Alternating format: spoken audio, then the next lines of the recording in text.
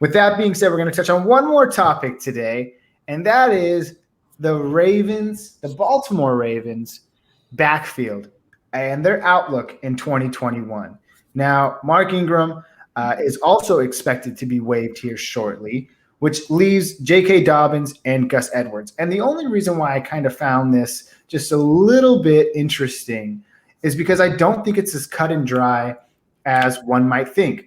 J.K. Dobbins came on strong towards the end of the season and proved to be very relevant for his team, not necessarily for fantasy. If you look back at the season stats last year, it was a very well-known committee backfield.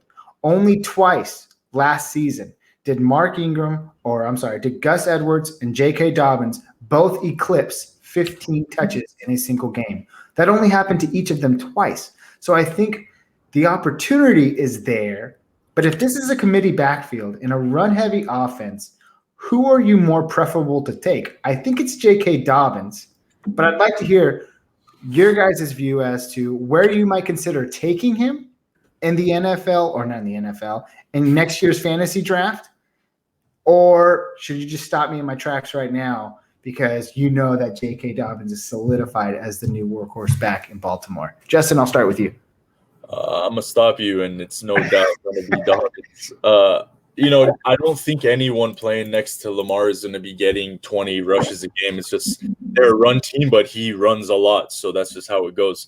I know for a fact that Dobbins pretty much solidified it at the second end, like basically the last 6-8 games of the season last year. He was doing the majority of the rushing. As I like Gus Edwards, I think he's just a change. I don't think he's a feature back. I think they want to see what Dobbins can do, and this upcoming season will be his chance to show what he can do. So I wouldn't think Gus takes the reins, but you never know. Look how close it was let's just say last 5 games of last season. Dobbins, 14 carries, 11, 13, 9, and 10. You go to Gus Edwards' last 5 games of the season. You have 15, 12, 8, and 10. So I think you're right there that if there is going to be a clear cut, it's probably Dobbins. They invested the draft capital in him. You want to see it. You want to believe it. But Jacob, do you have anything else to add as to sway in either direction? Are you drafting J.K. Dobbins next year in fantasy drafts? Maybe, let's say right now, in the 4th round.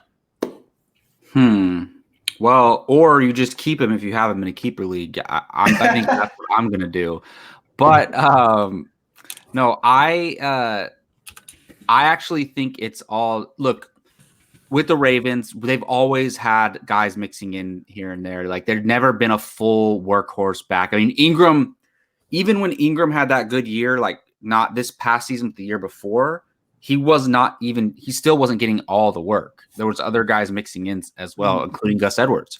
But actually, Gus Edwards is a restricted free agent this season. So I don't know necessarily what that means for in the NFL. Like, can they match offers kind of like they do in the NBA? But there's a possibility he's not here either. But I do think, considering how they like using multiple guys, I do think they're going to keep him as well. But still, this is one of those situations. It's not a Derrick Henry usage or a Christian McCaffrey usage, but it's that next tier down where it's like, this is the guy. And to me, I think once we really get into it and we're start preparing for preseason and all that stuff, I think we're going to be looking at Dobbins as a 2nd or 3rd round guy, to be honest. Yeah, to mention that 2019 season, Mark Ingram had 202 rushing attempts. Last year, obviously a full-blown committee. Dobbins and Gus Edwards both had around that 135 to 140 range. So I do expect to see an uptick. But do you think – Justin, I'll let you add to it before I throw the last curveball in there. You got anything to piggyback off of what Jacob said?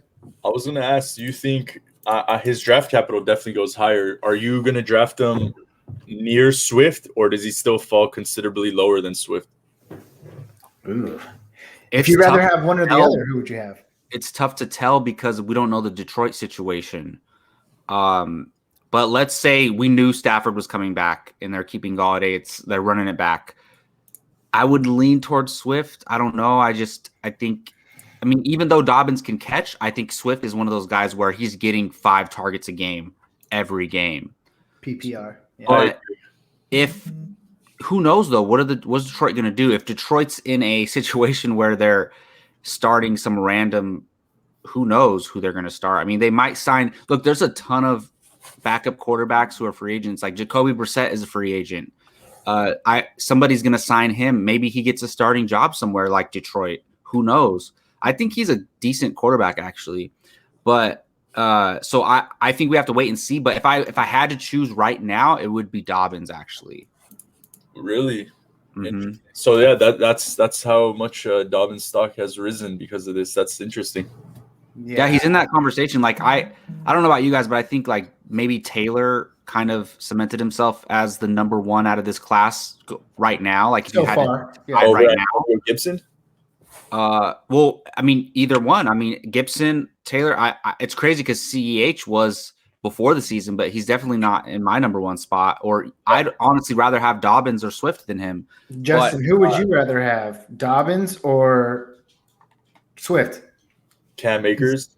But no, I mean, hey, Cam Akers too. I'll go Swift just because I like what they see in him, and I wasn't a believer, and he proved me wrong. And he gets goal line work now, and he's a pass catcher, so it's win-win for me on the Swift. Whereas Dobbins with Lamar kind of teeters me away from it. But point. Yeah, I just think we know exactly what J.K. Dobbins' situation is going to be next year, unless they bring in somebody else. Very we true. know what it's going to be. Yeah. It's something to keep an eye on. The future is a little bit, clearer for J.K. Dobbins. I mean, that he's not going to go below 150 carries. He's going to see something like that, possibly even more into the 200 range, which is what you want. Swift, they have a new head coach in Detroit. That could be something to monitor, something to look out, but I feel like it could only improve his scenario. They're taking the offensive coordinator from, I think, which was the Atlanta Falcons. So something to monitor, but Swift is a featured back, and I think he should be. I think carry on. Hey, I love you, man. AP, it's time for you to get out of town, my man. I mean, that's the thing, man. For so long. If you're a smart coach or a smart offensive coordinator, use your best players. And they got to use Swift. And they got to use these young running backs while they have them under rookie contracts because get the most out of them.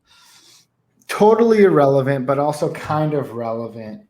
If Mark Ingram signs, would you have any interest? Let's just say I can't even think of it off the top of my head. He just lands in the perfect scenario, and they're going to give 31-year-old. They're going to give this 31-year-old a starting job. Where is it, and are you drafting Mark Ingram in 2021 as a 32-year-old running back? A lot of people didn't draft AP, and if they did, they stole him at the end of drafts. And hey.